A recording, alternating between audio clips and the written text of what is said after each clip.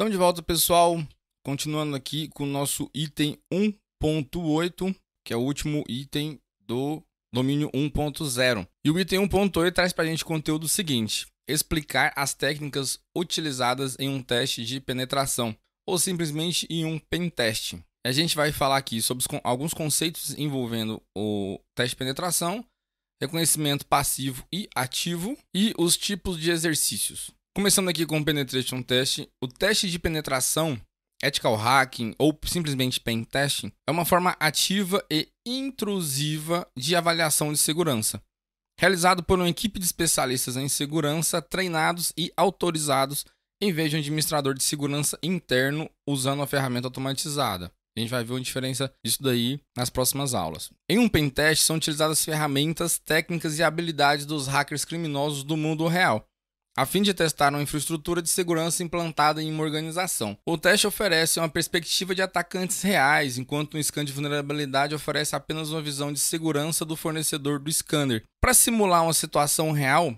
normalmente esse teste ele é realizado sem o conhecimento da equipe de TI ou dos responsáveis pela equipe de segurança, pela parte de segurança ali, de rede ou da TI como um todo. E aí, quando esse teste ele é realizado sem o conhecimento, ele é conhecido como unannounced test.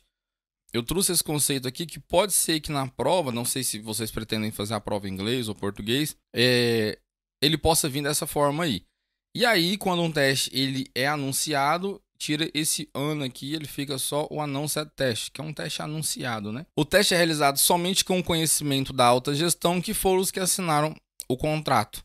Aliás, o contrato com a empresa ou as pessoas que vão realizar esse pentest. O contrato irá definir o escopo do teste, incluindo parâmetros e termos do teste de que será realizado. O cliente e o contratado devem assinar um NDA. Esse NDA aqui, não sei se vocês conhecem esse termo, mas ele é um Non-Disclosure Agreement. Ele seria como se fosse um acordo de confidencialidade.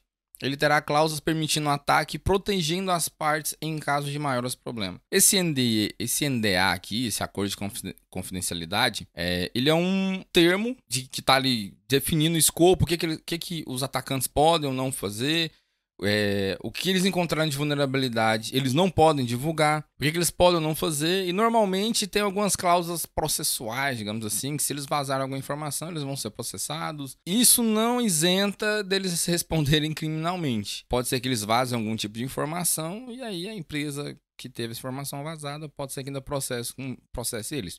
Então justamente esse NDA aí ele é para tentar dirimir um pouco esses possíveis problemas. Os testes de penetração podem assumir várias formas, incluindo invasão externa, simulação de um funcionário insatisfeito, ataques de engenharia social, ataques físicos, ataques em rede sem fio, VPN e vários outros tipos. O objetivo é descobrir fraquezas antes que os criminosos reais possam encontrar. Então, teoricamente, você fazer um ataque ali, você contratar um ataque de pentest para uma empresa ou participar da equipe de pentest, é para você descobrir essas fraquezas aí antes que elas sejam exploradas, né? E aí as técnicas, elas são feitas como se fosse o mundo real mesmo, alguém de fora atacando. A gente vai ver mais para frente que tem uns certos tipos de diferenças.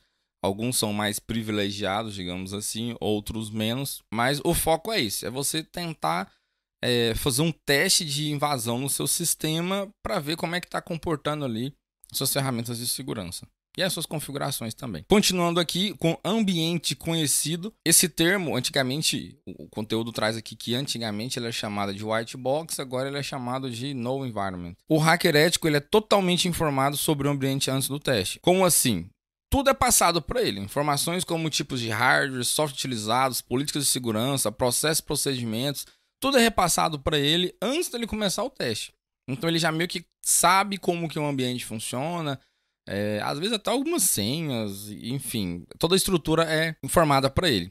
Esse tipo de teste ele tem como resultado uma perspectiva sobre um administrador honesto, sobre o que um administrador desonesto poderia fazer com o nível de permissão e acesso que ele teria.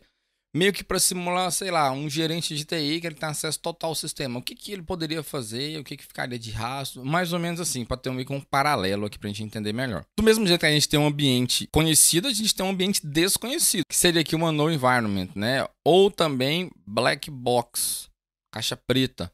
Os testadores não têm conhecimento do ambiente antes de iniciar os procedimentos.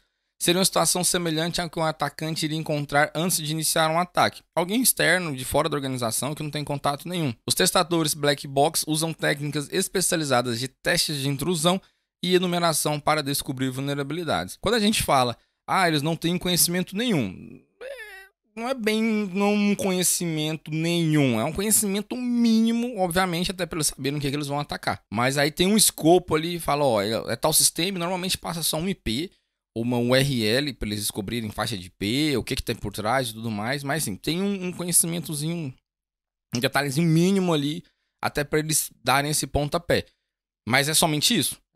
Normalmente uma URL ou tal sistema, tipo, se vira, descobre o resto daí. E aí a gente tem um meio termo também, que seria o ambiente parcialmente conhecido, Partially Known Environment, que a gente chama também de Gray Box.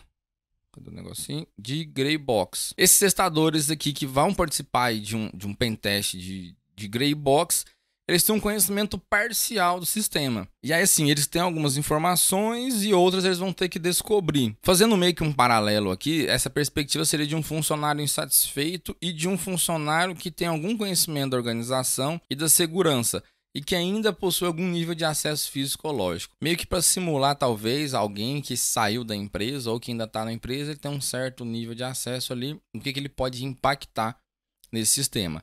Resumidamente, então, a gente tem o ambiente desconhecido, que seria Black Box, o ambiente conhecido, White Box, e o parcialmente conhecido, que é o Gray Box. Tranquilo? Vamos seguindo. Regras de engajamento. O que essas regras de engajamento... Ixi, quase um trava-língua isso aqui. O que essas regras de engajamento elas vão descrever? Elas vão trazer aqui as expectativas, limitações, prazos, tipos e os métodos de teste autorizados. Foca nessa sigla aqui, tá? Pode ser que a prova traga somente ela. Essas regras elas vão definir o estágio antes do teste e definem o que cada parte espera que ocorra durante a fase de teste. Meio que o escopo, né? Definir o escopo ali, o que você pode ser utilizado enfim, é justamente como se fosse um projeto ali. Todas as informações relacionadas ao pentest. E aí um conceito que é a movimentação lateral. Esse conceito ele é semelhante ao conceito de pivoteamento. No início do ataque, pode ser que não seja possível acesso a um sistema desejado. Imagina lá, você tem que atacar um sistema A e aí ele está super protegido. E aí o que você faz? Você ataca o sistema B, que às vezes ele pode estar na mesma sub-rede, que esse sistema B aqui ele não está tão vulnerável. E a partir do sistema B, você faz o comprometimento do sistema A. Que pode ser que às vezes, por ele estar na mesma rede ou estar numa rede interna, seja mais fácil do que você tentar acessar externamente. Pode ser só um sistema? Não, pode ser uma máquina de dentro da rede. Suponhamos que a empresa lá, ela tem uma DMZ, o serviço dela, você não consegue de forma alguma conseguir entrar pela DMZ, mas você consegue, sei lá, acessar por uma rede interna. Pela rede Wi-Fi da empresa, você não passa por WAF, por exemplo. Então, assim, é mais ou menos isso, é o pivoteamento. Você faz um comprometimento do sistema antes para depois comprometer o seu alvo. Essa informação aqui traz aqui no primeiro parágrafo, né? Assim, pode ser necessário comprometer um sistema antes para após tentar comprometer o sistema alvo. E também tem um outro conceito, ou outra visão, digamos assim, é que após um sistema ser comprometido, o comprometimento do ambiente pode ser ampliado, comprometendo outros sistemas e outros servidores. Suponhamos aqui que você ainda tem como foco o seu alvo A. Conseguir comprometer o alvo A.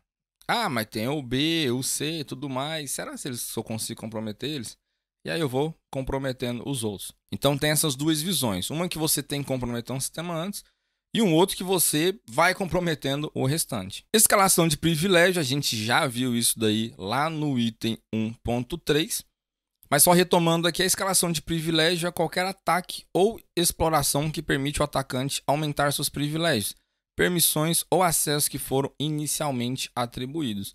Ele tem uma permissão lá somente de leitura e ele faz uma escalação de privilégio para ter permissão de execução em um arquivo ou um acesso. Ele tem acesso a só determinada coisa, ele consegue um acesso maior. Enfim, esse é o conceito de escalação de privilégio. Bem tranquilinho, né? Continuando aqui com persistência. O que seria persistência? Ela descreve a capacidade de um atacante conseguir restabelecer o acesso e controle a um ambiente. Alguns ataques eles são eventos rápidos e pontuais, em que o comprometimento desencadeia algum resultado, como roubar uns dados, plantar um malware, destruir arquivos ou até mesmo simplesmente travar um sistema. Esses ataques eles são de ocorrências únicas e por vezes de curta duração.